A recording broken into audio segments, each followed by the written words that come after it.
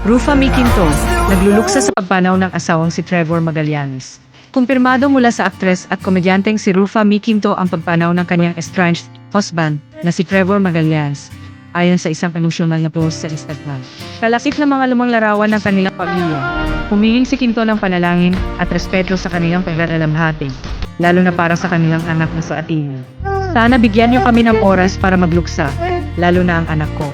Dasal lang po para sa amin na malagpasan ito sa pulong ng Diyos, ani Rufa May. Ibinahagi rin niya na patuloy pa rin nilang inaalam ang mga detalye sa likod ng pagpanaw ni Trevor at nakiusap na huwag magpakalat ng haka-haka o maling impormasyon. Inanunsyo rin niyang lilipad sila ng kanyang anak patungong Amerika para makasama ang kanilang pamilya. Bagamat hiwalay na sila, legal pa rin mag-asawa sina Quinto at Magallanes sa panahon ng pagpanaw nito.